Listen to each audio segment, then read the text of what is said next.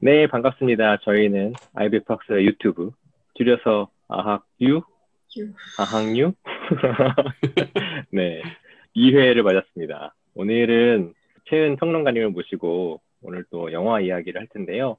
일단은 저희 패널들 자기소개를 하고 또 진행을 하도록 하겠습니다. 네, 저는 영화 소개받고 지난번 영화 너무 인상 깊게 보고 또 다른 사람에게도 추천해줬던 기억이 있어서 오늘도 기대하고 있습니다. 보노보노입니다. 반갑습니다.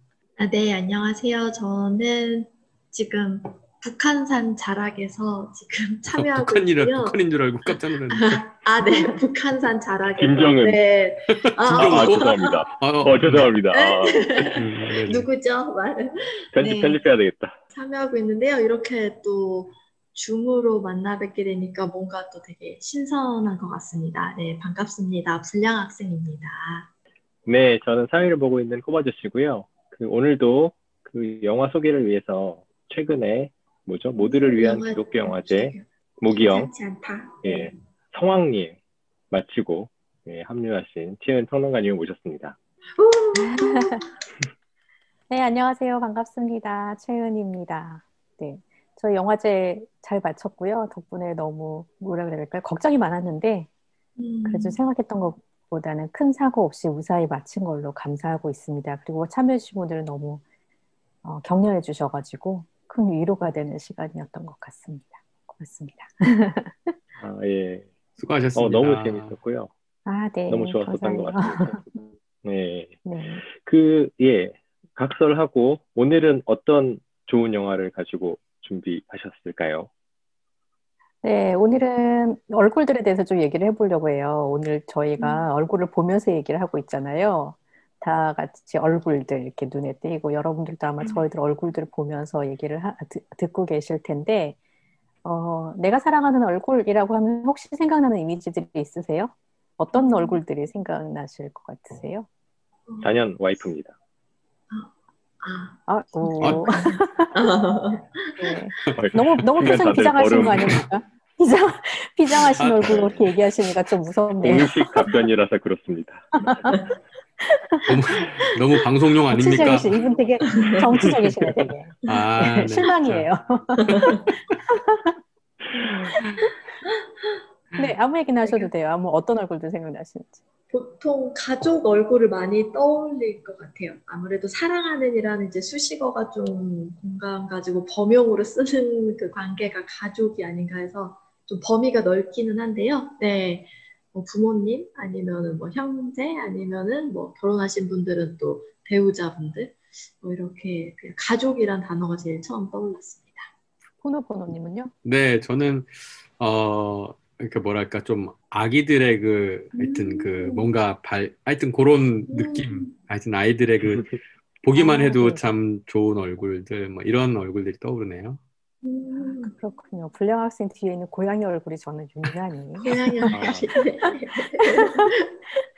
네, 유난히 눈에 띄고 사랑스럽네요. 오늘은요, 바르다가 사랑하는 얼굴들이라는 작품을 소개를 해드리려고 해요. 바르다가 사랑하는 얼굴들. 이 영화는요, 만 88세의 여성 감독과 33세의 청년 그래피티 아티스트가 사진작가이기도 하고 아티스트인 이분이 함께하는 여행 이야기예요. 그래서 일종의 로드 다큐멘터리인데요. 사실 저는 영화 소개할 때 다큐멘터리를 잘 즐겨서 소개하지는 않아요. 왜냐하면 제가 관심 있는 건 아무래도 대중영화이고 극영화이고 다큐멘터리도 대중적인 작품이 많긴 하지만 저는 극영화가 갖고 있는 구조 그리고 또 은밀한 재현 방식, 이야기를 통해서 다가가는 방식을 좋아하는 것 같아요. 그리고 그게 아무래도 직접적인 메시지보다는 훨씬 많은 생각할 거리들도 전해주는 것 같고요. 그래서 다큐멘터리를 그렇게 즐겨서 권하지는 않아요. 그런데 이 영화는요. 다큐멘터리라고 하기엔 너무 사랑스럽고 너무 탄탄한 이야기도 가지고 있고 그리고 또 어떤 극영화 못지않게 감동과 드라마가 있는 그런 작품인 것 같다는 생각도 하게 되고요. 무엇보다도 예술에 대해서 깊이 생각할 수 있는 그런 질문거리들을 조금 던지는 것 같아요. 그래서 강하게 이 영화는 저에게 맞아, 예술이란 이런 거지. 와, 뭔가 예술 작품을 봤다. 예술하고 싶다. 심지어 예술하는 사람들 되게 존경스럽다. 이런 생각들을 막 하게 하는 그런 작품인 것 같습니다. 저 지금 검색해 봤는데 그냥 딱 그 네이버에서 기본 정보에 그 감독님 아네스 바르다 감독님 너무 사랑스럽죠? 사랑스럽게 진짜. 네. 지금 네, 너무 너무 깜짝 사랑스러워. 놀랐습니다. 네. 네. 그리고 제일 마지막 엔딩 크레딧마저도 저는 되게 좋았어요. 엔딩 그래서 크레딧 엔딩 크레딧, 최고죠. 예, 그래서 그 네, 사진도 최고죠. 찍고 영상도 찍어서 막 한참 가지고 있었고, 뭐 음, 정말 나무랄 데 없는 영화였습니다. 네. 아, 너무 기대가 반갑네요. 됩니다. 이 영화는요, 이 영화를 만들고 직접 출연한 아네스 바르다라는 감독은 다큐멘터리하고 극영화를 원래 이렇게 넘나들면서 작업을 하기도 하고요. 그러니까 극영화보다 뭐 다큐멘터리라고 말씀드렸지만, 이 감독은 이렇게 생각하시는 분이 어떻게냐면, 내러티브와 극적인 구조가 전혀 없는 다큐멘터리란 있을 수 없고, 그리고 또 극영화라고 해서 사실성이 전혀 없을 수는 없다라는, 그러니까 그런 이제 관점을 가지고 굉장히 특별한 관점으로 영화를 사진과 설치예술, 극영화, 다큐멘터리 이런 장르를 넘나드는 그런 작업들을 하고 있는 감독이에요. 그래서 굉장히 영화는 특히 또 코믹하기도 하고 여러 가지로 지금 말씀해 주신 것처럼 드라마틱한 그런 부분들도 있고요. 그렇습니다. 그리고 기본적으로 로드무비 형태를 갖고 있기 때문에 코로나로 인해서 여행은커녕 집 밖에도 나가기 어려운 이 시절에 프랑스 구석구석을 이렇게 돌아다니거든요. 지방이랑 뭐 바닷가랑 이런 데 돌아다니면서 여러 얼굴들 그리고 사연들, 기억에 대한 이야기를 하는 이 영화가 사실 굉장히 우리에게 주는 감흥이 남다를 거라는 생각도 들고요. 또 굉장히 독특하잖아요. 할머니하고 청년 예술가, 둘 다 예술가의 조합. 그래서 이런 것들이 우리에게 새로운 그런 감각을 줄 거라는 생각이 들어서 가지고 온 작품이기도 하고 다 떠나서 이거는 그냥 저의 취향이기도 합니다. 제가 좋아하는 영화예요. 정말 권해드리고 싶은 그런 작품이라서 이제 소개를 하려고 하는 건데요. 좀 서두가 길었네요. 이 영화는 이제 노년의 영화 감독과 젊은 아티스트의 만남을 이제 시작으로 하는 그런 작품입니다. 이 바르다가 사랑하는 얼굴들에서 바로 이 할머니 감독, 영화 감독의 이름이 아네스 바르다예요. 좀 전에 이야기하기도 했지만 저는 영화 이론을 공부했기 때문에 이 할머니의 이름을 아네스 바르다라는 이름을 책으로 먼저 접했어요. 영화를 보기도 전에 이미 전설이었던 거죠. 교과서 같은 그런 책들에 꼭 등장하는 그런 작품인데요. 감독인데요. 1928년이고 벨기에 태생인데 이제 프랑스에서 활동을 한 그런 감독입니다. 세계 영화사에 등장한 영화사의 전설이라고 얘기할 수 있는데 어떤 면에서 그러냐면 프랑스의 누벨바그라는 영화 운동이 있어요. 뉴웨이브죠, 영어로 말하자면. 그래서 새로운 물결 말 그대로. 그래서 기존의 어떤 영화들, 고답적인 영화 혹은 뭐 고리타분하거나 아니면 예술가연하는 영화들이나 아니면 문학 작품에 기대서 극작품 같은 영화, 이런 영화들, 뭐 짜여진 영화, 꽉 짜여진 영화, 혹은 할리우드 스타일의 대작 영화들 이런 데에 반해서 굉장히 개인적인 사연과 새로운 영화 문법을 가지고 영화를 만들려고 했던 그런 일련의 젊은 영화 감독들이 있었어요. 그런데 그 대부분은 남자 감독들이고요. 여성 감독으로서는 사실 유일한 이 아네스 바렌다 감독 유일하면서도 그러면서도 가장 선구적인 감독이에요. 사실 누벨바그의 데모라고 불리는 별명을 갖고 있습니다. 누벨바그의 데모. 그만큼 이제 다른 감독들에게 영감을 주기도 했고요.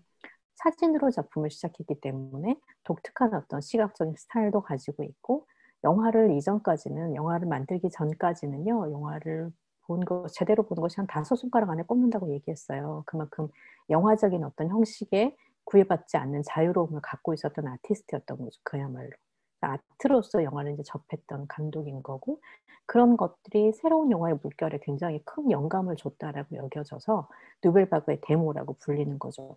그래서 누벨바그의 감독들은 대다수 남자 감독들, 평론가 출신이나 이런 장리 고다르, 자크 드미 이런 감독들은 이제 유명한 감독들과 어울렸는데요. 친구로 어울렸는데 자크 드미라는 감독은 이 바르다랑 결혼을 했어요. 그래서 이제 이 영화 감독 남편이 있는 거죠. 근데 이 자크 드미는 여러분 잘 아시는 쉘브르의 우산 있죠. 그 영화를 만든 감독이에요. 쉘브르의 우산이란 1960년대 굉장히 유명한 뮤지컬 영화인데 그래서 유명한 감독이고요. 그거에 비해서 아네스 바르다는 대중적인 인기를 끌지는 못했지만 어쨌든 영화사에서 굉장히 유명한 감독이라고 할 수 있습니다. 아네스 바르다를 가장 유명하게 만든 영화는 5시부터 7시까지의 클레오라는 작품이에요. 거의 실시간으로 한 2시간 정도 가까이 되는 분량의 90분 정도지만 사실은 분량 안에 한 여성이, 근데 이 여성은 가수이고요. 유명한 가수이고 아주 아름다운 젊은 여성이에요. 이 여성이 암 검사를 해놓고 그 결과를 기다리는 시간, 그 5시부터 7시를 프랑스 파리를 이제 배회하는, 그 기다리면서 굉장히 긴장하고 갈등하고 불안해할 거 아니에요. 그 2시간 동안에 클레오의 행적과 그가 만난 사람들 혹은 그 시간 동안 겪게 되는, 짧은 시간 동안 겪게 되는 변화, 심정의 변화와 어떻게 보면 인생관의 변화, 이런 것까지 이제 다뤄내는 그런 작품이었어요. 한편 이 영화하고 같이, 이 영화에서 바르다하고 같이 작업을 한 젊은 아티스트는 J.R.이라는 작가인데요. 그래피티 아티스트예요. 그러니까 거리에, 스트리트 아티스트로 거리에서 낙서를 해서 유명해졌거든요. 남들 몰래 낙서를 하고 사라지고 아침에 일어나 보면 낙서가 되어 있고 거리에.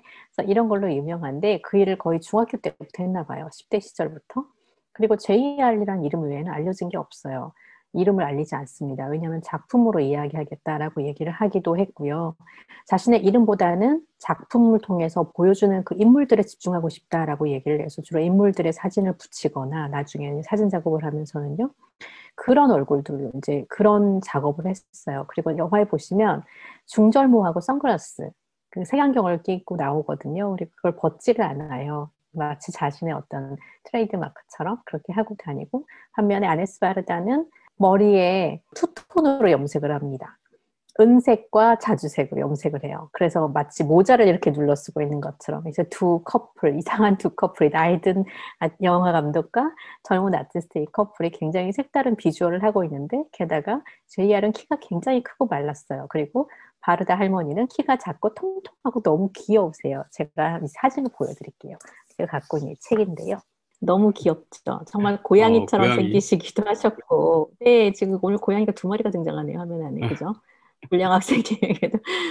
불량 학생님, 그러고 보니까 아티스트의 기질이 있으셨던 거예요. 이런 거장과 나란히.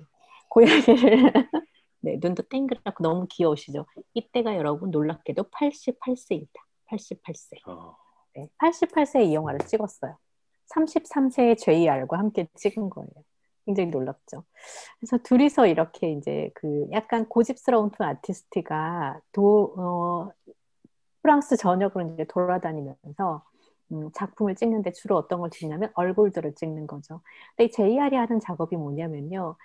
사진 기계 같은 차를 끌고 다녀요. 밴을 끌고 다니는데, 포토카를 끌고 다니는데, 여기에서 즉석해서 사진을 인화를 해서 사람 얼굴을 정말 크게, 비정상적으로 크게 인화를 해서 그 사진을 벽면에 붙이는 작업이 주로 이 사람이 하는 작업입니다. 그러니까 얼굴이 굉장히 크게 보이겠죠. 혹은 뭐 실물 크기로 하기도 하고 인화를 그런 작업을 하는 예술가였어요. 근데 전혀 어울리지 않는 것 같은 이 두 사람이 만나는 지점, 바로 그 얼굴이라는 지점이거든요. 둘 다 워낙 유명한 아티스트이기도 한데요. JR은 아네스 바르다가 만든 영화를 봤고요. 당연히 그렇겠죠. 워낙 유명한 감독이니까. 바르다는 어느 날 JR이 벽에 붙여놓은 커다란 눈을 봤대요. 그 큰 눈을 보고 뭔가 영감을 얻기도 했고 굉장히 자기랑 비슷하다는 걸 아마도 알았겠죠. 그래서 사진과 얼굴, 이 두 가지가 이제 접점이라고 볼 수 있고요. 바르다도 사실 사진 감독이었잖아요. 사진 작가였잖아요. 근데 바르다는 정말 놀랍게도 10대 때부터 사진 작가로서 활동을 했어요. 10대 후반. 그래서 뭐 대학에 가자마자 이미 자기가 그러니까 작품 의뢰를 받는 사진 작가가 되어 있었고요. 그만큼 예술적인 감수성이 뛰어나기도 했던 거겠죠. 그래서 결국 두 사람이 함께 이제 촬영 여행을 떠나기로 하는데, 즉흥적인 어떤 이야기를 갖고 하자라는 것을 약속을 합니다. 그래서 그때 보이는 것들과 그때 보이는 풍경과 그때 만나는 사람들, 이런 게 이제 중심이 되는 작품을 활동을 하자라고 약속을 하는데, 94가 다 돼가다 보니까 이 바르다가 건강이 그렇게 좋지는 못해요. 다리도 조금 아프고, 그리고 무엇보다도 시력을 잃어가고 있습니다. 시각 예술을 하는 아티스트에게 시력을 잃어가고 있다는 건 굉장히 치명적이잖아요. 그런데 사진을 찍어야 하니까 사진도 되게 흥미롭게도 바르다가 카메라를 들이대면 JR이 옆에서 초점을 맞춰주거나 이동하거나 뭐 얘기하는 식으로 둘이 그렇게 협업을 해요. 그래서 어떻게 보면 대신 눈이 되어주고 발이 되어주는 그런 역할들을 하는 걸 볼 수 있는데요. 굉장히 특별한 감동이 이제 이 작품의 마지막 부분에 나옵니다. 이 두 사람이 주로 다니는 곳들이 어디냐면 아무 곳이나 가는 건 물론 아니고요. 뭐 예를 들면 이런 곳이에요. 첫 번째 간 곳이 탄광이거든요. 옛 탄광이 있던 마을이에요. 이 탄광에 있는 마을에서 탄광이 사라질 위기에 처해 있는데 재개발 때문에 사람들에게 다 퇴거 명령이 내려진 거예요. 근데 여기에 저항하는 유일한 여성이 있습니다. 다 갔어요. 다 떠났는데 조상대대로 살던 곳을 떠날 수 없었던 한 여성이 그 집을 지키고 있는 거죠. 알바끼도 아니고 어쨌든 거기 지키고 있는 여성이 한 명이 있는데요. 그 싸움을 응원하는 의미에서 이 바르다가 했던 일이 뭐냐면 JR과 함께 이 여성의 사진 얼굴을 크게 붙여서 그 여성이 버티고 있는 그 집의 벽면에 붙입니다. 그걸 보고서 완성된 그 벽면의 사진을 보고 이 여성이 울컥하는 장면이 있어요. 그러면서 이제 그 의미가 뭐냐면 실제보다 훨씬 큰 자신의 얼굴이 벽면에 있는 걸 보여주면서 당신은 이것보다 당신보다 훨씬 큰 존재라는 것을 알려주는 거죠. 이런 메시지가 그 사진 안에 있었던 거거든요. 그러면서 우리가 당신을 응원합니다라고 이야기를 해요. 예술이 하는 힘이 그런 거라고 생각할 수 있는 그런 부분이어서 되게 초반부터 흥미롭게 보게 된 그런 계기가 됐는데요. 아니면 또 이런 곳들이에요. 폐허가 된 곳이 있습니다. 폐허가 된 곳, 그러니까 건축을 하다 만 마을이에요. 조성하다 만 마을에 가서 너무 폐허가 되어 있어 텅 비고 사람들도 오지 않는 곳에 사람들을 불러 모아요. 그리고 그 사람들의 얼굴을 찍어서 벽면에 다 붙여주면서 마을 잔치를 벌입니다. 그러니까 오랜만에 폐허가 된 그 마을이 활기를 찾게 됐어요. 근데 이렇게 이제 마을이 돌아다니던 곳에 어떤 곳은 또 항구가 있는데요. 항구에 항만 노동자들을 만납니다. 그런데 이 노동자들은 다 남자들이에요. 거의 다 노조 위원들도 그렇고 남자들인데 바르다가 여기서 이렇게 얘기를 해요. 그런데 여성들은 없나요? 없네요. 라고 얘기합니다. 드러나 보이는 여성이 없는 거예요. 그래서 바르다가 했던 일이 뭐냐면요. 당신들의 아내들을 데려오라고 얘기합니다. 사실은 그렇게 아내들을 내가 미리 만났어요. 라고 얘기를 해요. 바르다가. 아내들을 만나서 그 아내들을 컨테이너에 붙이는데요. 아내들 사진을. 전신 사진을 이렇게 세 사람을 붙이고 심장 부위에 해당하는 곳에 사진의 가슴 부위에 해당하는 컨테이너를 열어요. 활짝 열어요. 그 심장이 열려 있죠. 거기에 이 여성들을 하얀 옷을 입혀서 다 앉혀놓는 겁니다. 멀리서 그걸 찍어요. 굉장히 그 멀리서 보면 심장에 여성들이 자신의 전신상 심장 안에 자기가 들어가 있는데 하얀 옷을 입고 있어서 마치 새처럼 보이는 거죠. 굉장히 자유로워 보여요. 이런 것들이죠. 그러면서 여신처럼 이 여성들을 그려놓는데 그 중에는 45톤 트럭을 모는 여성도 있는 거예요. 보이는데. 근데 주목받지 못했던 거죠. 이렇게 여성에 대한 이야기가 또 하나 이 JR과 바르다의 어떤 삶의 예술의 접점이 되는 영역이기도 해요. 왜냐하면은 이 JR도 한때는 분쟁 지역에서, 그러니까 이스라엘 팔레스타인 지역이 분쟁 지역에서 작품을 전시하기도 하고 유럽에 사는 아프리카 여성들을 찍어서 여성들의 눈과 얼굴을 소개하는 작업을 하기도 했거든요. 그래서 내전과 폭력 이런 것들로 고통받는 여성들을 보여주는 그런 역할들을 JR의 사진들이 했었어요. 그러니까 이런 점들, 여성에 대한 관심, 사진을 수단으로 하는 것들, 얼굴과 눈, 이런 게 이제 JR과 바르다를 연결시키는 접점이 되었다는 것을 알 수 있는 그런 대목이기도 하죠. 바르다는 이렇게 굉장히 다양하게 여성들의 삶과 다큐멘터리와 사진과 이런 작업들을 했는데요. 특별히 이 사람들이 돌아다니는 그 지역에서 아까 그냥 돌아다니는 건 아니라고 말씀을 드렸는데 노르망디 해변을 가는데요. 이 해변에 바닷가에 벙커가 떨어져 있어요. 커다란 돌로 된. 그러니까 2차 세계대전 때 만들어진 벙커가 위태위태하게 절벽에 있으니까 일부러 시에서 떨어뜨린 거예요. 그러니까 바닷가에 굉장히 이상하게 콕 박혀있는 식으로 비스듬한 커다란 돌덩이 같은 벙커가 박혀 있는데요. 여기다가 사진을 붙이는 작업을 이 JR과 바르다가 하는 거예요. 근데 어떤 사진을 붙이냐면 고인이 된 친구, 바르다의 고인이 된 친구인 어떤 사진작가 기부르댕이라는 사람의 사진, 젊은 시절의 사진을 붙이는데 이 사진 이제 바르다가 찍은 사진이에요. 젊은 시절에. 근데 벽에 이렇게 기대고 앉아있는 니은자 모양으로 기대고 앉아있는 기부르댕의 사진입니다. 이 사진을 비스듬하게 이렇게 붙이면서 바닷가에서 마치 안식하고 있는 것 같은 장면을 연출을 해요. 돌 위에. 그러면서 애도를 합니다. 그러니까 바르다가 친구를 편안하게 쉬게 하고 보내주는 장면인데요. 이게 바닷가니까 썰물과 밀물이 있잖아요. 다음 날이면 다 사라져요. 사라지는 것. 그렇게 해서 부르댕을 완벽하게 사라지게 만들어주는 거죠. 그래서 짧은 애도를 아쉬워하면서 JR과 이 바르다가 마치 대꾸처럼 이렇게 이중창을 하는 것처럼 하는 대사가 있는데요. 다큐멘터리니까 나레이션인데 사진이 사라지는 것은 익숙하다라고 이야기하면 그 다음에 바르다가 하지만 바다는 너무 빨랐다 이렇게 얘기를 해요. 굉장히 시적인 장면이죠. 시적인 장면이고 회화 같기도 하고 이런 예술적인 그런 순간들이 이 영화에는 반짝반짝 빛나는 장면들이 굉장히 많아요. 그래서 이 영화에서 이런 관계들을 개인사와 어떤 공적인 발언이죠. 여성의 문제나 사회의 노동의 문제나 노동자들의 문제나 또 뭐 공장에 가서 촬영하는 것들도 있거든요.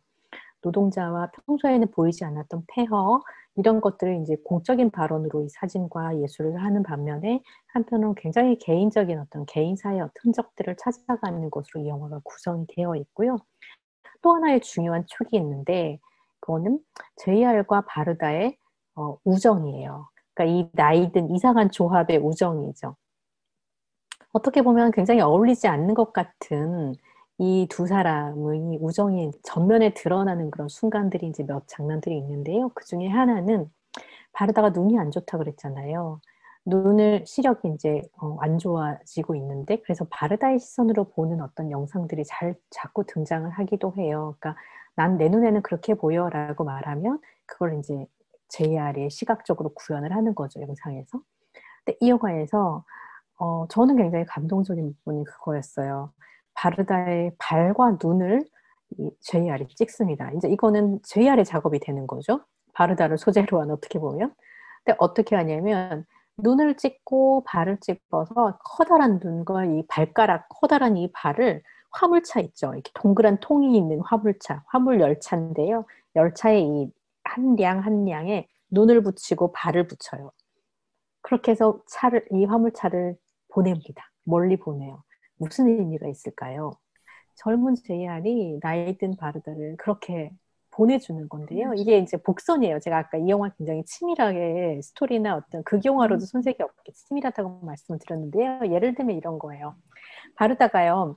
이 영화에서 저는 굉장히 아름다운 장면이 처음과 마지막 뭐 이런 장면도 굉장히 아름답지만 처음에 애니메이션을 시작하고 사실 마지막도 애니메이션처럼 이렇게 스케치처럼 끝내거든요.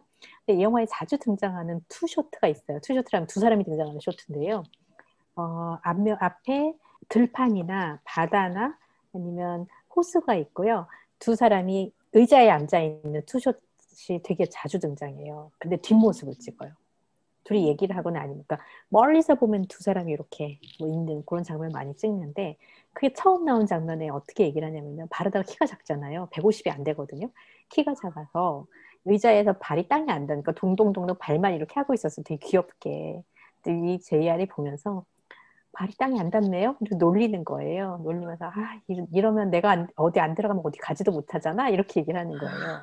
자기가 안 들어가면 어디 가지도 못하겠다. 왜냐면 발이 땅에 안 닿기 때문에. 농담으로 그렇게 하는 거거든요. 이게 영화 초반에 나와요. 제일 처음 투쇼트 때. 근데 이게 제일 마지막 쯤에 가면, 그러니까 뒷부분에 가면 발이 되어주는 거죠. 전 유럽을 누릴 수 있는 이 기차 화물 차량에 바르다의 발을 달아줘. 그리고 눈을 달아줘. 계속해서 예술하시라고 다니면서. 저는 이제 그렇게 이해를 했는데요. 굉장히 감동적이죠. 이런 식의 어떤 둘 사이에 우정이 지는 그런 감동이 있는가 하면 가장 절정이라고 생각하는 거는 제가 아까 누벨바그의 데모라고 말씀을 드리면서 장르 고다르 얘기를 했어요. 그죠? 고다르라는 감독이 있어요. 바르다가 자크 드미랑 자기 남편이랑 이제 굉장히 친하게 지냈던 그 그룹의 일원인데요. 그룹의 일원이라고 하기엔 장르 고다르는 영화사의 거물이에요. 거장입니다. 그래서 어떤 사람들이 흔히 영화사를 이야기할 때 고다르 이전과 고다르 이후가 있다고 얘기할 만큼 영화사에서는 막대한 영향력과 존재감을 갖고 있는 감독이에요. 근데 이 감독은 굉장히 독특해가지고요. 80년대 이후로 대중에게 거의 나타나지 않았어요. 은둔 생활을 합니다. 스위스에 갔다가 뭐 어디 갔다가 이제 은둔 생활을 해요. 근데 이 바르다도 5년 전에 보고 못 봤어요. 이 고다르를 찾아가는 거죠. 근데 흥미롭게도 처음에 이 JR이 안경을 쓰지 않고 안경을 벗지 않고 선글라스를 끼고 있을 때 고다르 얘기를 하거든요. 자네는 고다르 같군 이렇게 얘기를 해요. 고다르도 절대 선글라스를 벗지 않지. 근데 실제로 닮았어요. 둘이.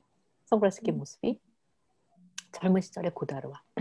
그래서 바르다 그렇게 얘기를 하는 거예요. 안경을 벗지 않지만 고다르는 나를 위해서 딱 한 번 안경을 벗어줬어. 단편 영화 찍을 때 벗고 찍었거든요. 자기 출연해줬거든요. 이 얘기를 하는 거예요. 그러면서 마지막에 이 JR과 고다르를 만나게 해주고 싶은 거예요. 이 바르다가. 그래서 고다르를 찾아갑니다. 이 찾아가는 장면이 있어요. 그래서 이 부분은 사실 이제 스포일러니까 끝까지 얘기는 안 드릴게요. 저는 이 영화 꼭 보셨으면 하는 마음이어서 굉장히 중요하게 이제 고다르가 뭐 언급이 된다 정도. 보신 분들 지금 웃고 계시는데, 꼬바저씨 회심의 미소를 짓고 계시는데, 그렇죠? 그렇죠. 안경 쓴 고다르. 네. 네. 마지막 장면 굉장히 큰 위로가 있는데요. 바르다가 원하던 방식으로 되지는 않았지만 훨씬 더 깊은 여운을 남기는 작품이 됐어요. 더 고유하고 특별한 영화가 됐거든요. 이 영화는요. 한 편의 영화가 얼마나 많은 일을 할 수 있는지 저는 이 영화를 보면서 새삼 생각하게 됐어요. 영화를 보는 사람에게뿐만 아니라 영화에 찍히는 사람, 그러니까 바르다가 만난 그 얼굴들 있잖아요. 노동자들, 여성들, 그다음에 마을 사람들, 어린아이들, 이런 얼굴들. 그 찍는 장소, 그리고 그곳에 을 찾는 여행객이나 아니면 거기 사는 사람들 모두에게 굉장히 특별한 어떤 예술이 됐다는 것을 생각하게 됐고요. JR과 바르다처럼 만드는 사람에게도 특별한 그런 예술이 됐다라는 거죠. 그게 저한테는 참 기적처럼 느껴졌고, 아네스 바르다처럼 재기발랄하게 늙을 수 있으면 정말 좋겠다. 안 되겠지? 막 이런 생각하는. 50세 차이 나는 남자친구를 사귀어야 되나? 젊은 친구를 사귀어야 되나? 막 이런 생각합니다. 불쌍히 50살이에요, 차이가. 놀랍죠? 50세 차이가 나는. 네.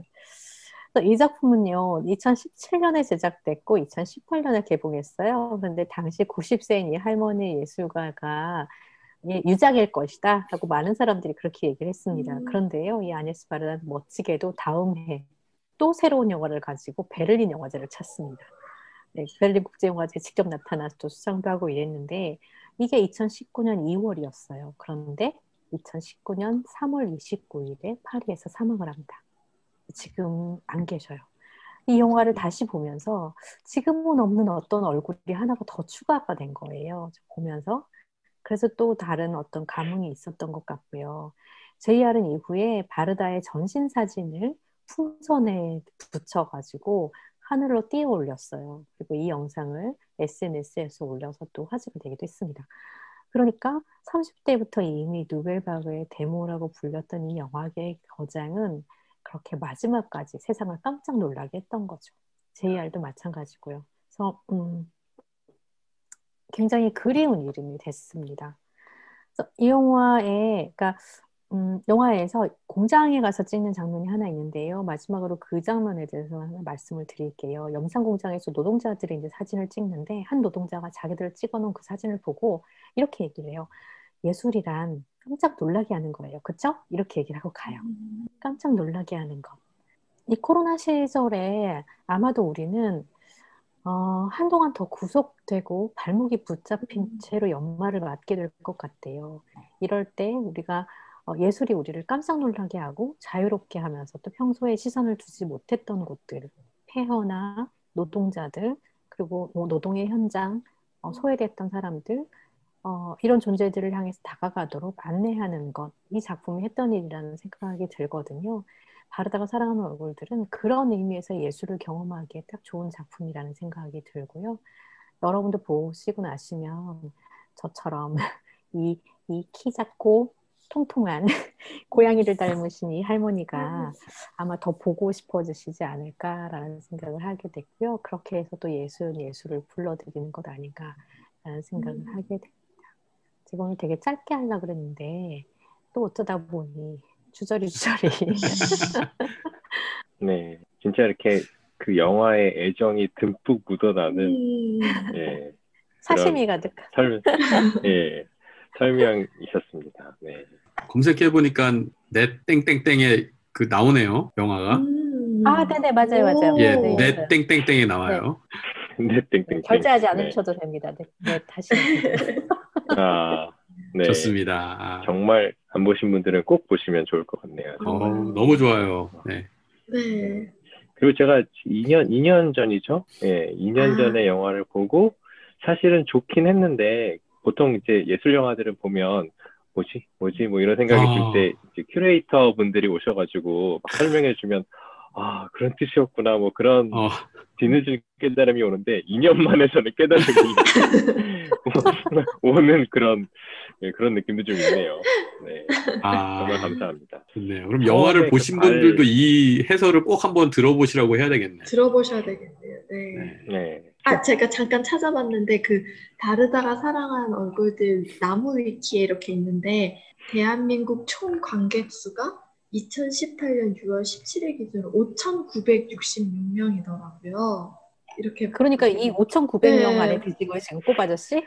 그러니까 제가 지금 거의 진짜 저희가 상위 30, 이상인데 0.1% 아니야? 0.01%? 오기형 시스템을 다 3,400명 안에 이해하시고 드는 것도 있었을 겁니다, 아마. 와, 대단하신데요. 그래서 그 중에 두 분과 저희가 여기 있다니 막 이 생각이 들었습니다. 5966 중에 두 분과. 저는 빼주시고요. 네. 오롯이 채은 평론가님만 빛나는. 다큐멘터리라는 편견이 조금 있었지 싶어요. 맞아요. 네, 맞아요. 오늘은 아무튼 좋은 영화 또 소개해 주셔서 너무 감사드리고요. 추가적으로 뭐 영화에 대한 이야기들도 많이 해서 시간이 많이 지나서 저는 원래는 책 소개 코너를 따로 이렇게 뭐 하려고 했는데 저는 사실은 깜냥이 좀 안 되고 약간 제가 좀 부족한 것 같아서 이제 가볍게 책 몇 권을 신간들을 소개하는 그런 코너로 급 전환했습니다. 그리고 또 하나의 이제 속셈은 책 모임을 하고 있기 때문에 그 책을 잘 알고 싶다 그러면 책 모임에 오시는 것으로 권하도록 하겠습니다. 예, 오늘 짧게 책 소개를 드릴 책은 총 3권의 책입니다. 여러분이 잘 아시겠지만 어제도 보니까는 북토크를 성황리에 마치신 바로 요 책입니다. 예, 성을 알면 달라지는 것들. 김경화 간사님이 쓴 책이고요. 유럽의 많은 그 고성들, 캐슬, 뭐 이런 것들을 보면서 느꼈던 그런 감흥들과 전혀 상관없는 책입니다. 표정들이 너무 비호감스러운. 이 정도일 줄 몰랐습니다. 네. 하지만 꿋꿋이 하겠습니다. 네. 그런 것과 상관이 없이 정말 저희가 알고 있는 그 섹스, 젠더, 뭐 그런 내용들. 근데 이제 책 제목이 자녀 성교육부터 데이트까지인데 저도 사실은 뭐 페미니즘 한참 이제 이슈가 된 한 10년간 관련된 책들을 되게 많이 읽었는데요. 개론서라서 사실 쉬운 내용이고 그냥 쭉 읽어보면은 최근의 이슈들이 뭔지를 한꺼번에 되게 빠른 시간에 알 수 있는데 그게 저는 이제 읽어나가는 속도가 빨리 나가지 않더라고요. 그만큼 짧은 책이지만 많은 내용을 다루고 있어서 내용을 많이 아는 사람일수록 더 곱씹는데 좀 더디다고 해야 되나? 그런 느낌이 좀 있었습니다. 근데 만약에 기독교 배경의 학사님들, 뭐 저희 IBF 방송을 보시는 분들은 한 권의 개론서를 뭐 젠더 이슈가 됐건 페미니즘이 됐건 자녀 성교육이 됐건 부부간의 성 문제가 됐건 아니면 뭐 정치적으로 어떤 성 이슈가 됐던 거의 모든 것들을 다 다루고 있기 때문에 이 한 권의 책을 보면 무엇을 더 공부할 것인지에 대한 그 빅픽처 그런 것들이 잡히지 않을까 싶습니다. 두 번째 책은 제가 거의 모든 IT의 역사라는 책이고요. 정지훈 교수님이 10년 전에 쓰신 책이에요. 이거는 중학교 때 삼국지 읽은 이후로 이렇게 삼국지보다 재밌는 IT 역사 책을 본 적이 없습니다. 구글부터 저희가 어릴 때 봤던 뭐 지금은 뭐 화석이 된 알타비스타, 뭐 넷스케이프 뭐 이런 거부터 스티브 잡스의 애플, 그러니까 지금 현재 가장 이슈가 되고 있는 IT 기술들의 어떤 역사를 마치 삼국지를 보는 것처럼 흥미진진하고 많은 지식들도 얻을 수 있는 그런 책이었고요. 책이 그렇게 10주년 책은 약간 두꺼워졌고 30% 정도로 새로 쓰셨다고 들었어요. 근데 사실은 읽는데 뭐 번역서들보다는 훨씬 더 책을 읽는 데에는 어려움이 없고 게다가 속도가 되게 빨리 나가는 책이라서 관심 있는 분들은 쭉 읽으시면 IT, 뭐 요즘 뭐 IoT, 뭐 AI, 뭐 여러 가지 뭐 이슈들이 많은데 이런 흐름들을 쭉 한번 보는 것도 큰 도움이 되지 않을까 싶습니다. 마지막으로 보내드릴 책은 수잔 손탁 평론집이 드디어 나왔습니다. 그래서 원래 이제 수잔 손탁 이분은 워낙 걸출한 필진이자 또 책들마다 되게 이슈도 됐고 비평가들의 사랑을 듬뿍 받은 분이기도 한데요. 2004년에 작고하신 이후로 계속 책들은 읽혔는데 평론집은 제가 알기로는 번역으로는 저는 처음 접해가지고 읽기 시작했습니다. 다 읽지는 못했고요. 근데 앞부분에 이제 평론집이다 보니까 이제 수잔 손탁 작가님의 어떤 명과 암, 약간 디스 같은 내용들도 좀 나오긴 하지만 디스라기보다는 뭐라 그래야 되죠? 본인이 이제 천재성을 너무 이제 드러내는 어떤 그 가정 배경이라든가 이런 얘기들이 초반에 나오는 것 같고요. 뒤쪽을 읽어보진 않았지만 흥미진진합니다. 그리고 아시겠지만은 수잔 손탁은 사진에 관하여라는 이제 사진 비평집으로도 큰 상을 받았고 이제 본인이 암투병을 하면서 쓴 타인의 고통 그리고 이제 해석에 있어서 어떤 비평 영역에 대해서 이제 좀 비판의 날을 세운 해석에 반대한다 그런 책들이 사실은 정말 이제 그 필력으로 보면 거의 하이 레벨인데 그것과 별개로 이제 인간 수잔 손탁을 이제 좀 볼 수 있는 사실 제가 표지에 조금 꽂혀가지고 산 감이 없지 않은데 예, 표지도 참 잘 만든 것 같습니다. 이렇게 세 권을 소개를 드리는 것으로 하겠습니다. 예, 오늘 시간이 많이 지나긴 했는데 간단하게 어떠셨는지 이야기를 듣고 마치도록 하겠습니다. 다른 패널들은 어떠셨을까요?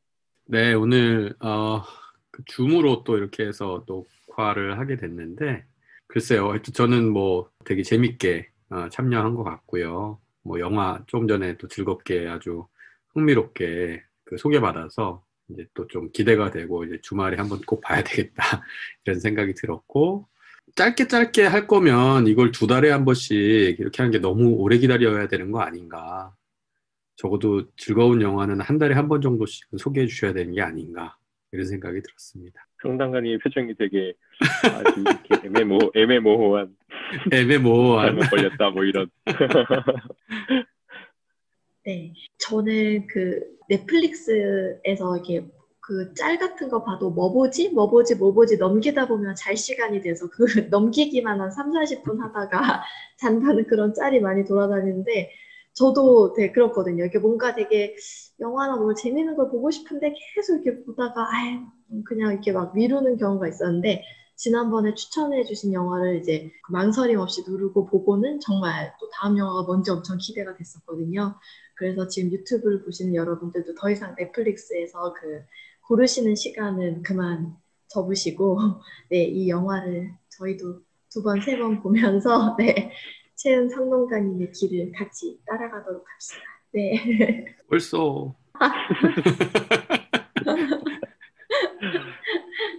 네, 알겠습니다. 평론가님은 특별히 저 오늘 너무 얘기를 많이 한 것 같이 반성하고 있습니다. 아니, 그럴 리가요. 오늘 너무 좋았습니다. 네. 시간 가는 줄 몰랐습니다. 네. 네, 저도 시간 가는 줄 몰라가지고 제가 좋아하는 얘기, 영화 얘기를 하면 그렇게 되는 것 같아요. 네. 다음부터 조금 덜 좋아하는 영화를 선택하도록 하겠습니다. 알겠습니다. 너무 만족스럽고요. 네, 오늘도 늦은 시간 다들 녹음을 하느라 고생을 하셨네요. 네, 다음에는 더 재밌는 영화와 책으로 찾아뵙도록 하겠습니다. 오늘은 이것으로 방송을 마치도록 하겠습니다. 수고하셨습니다. 수고하셨습니다. 네.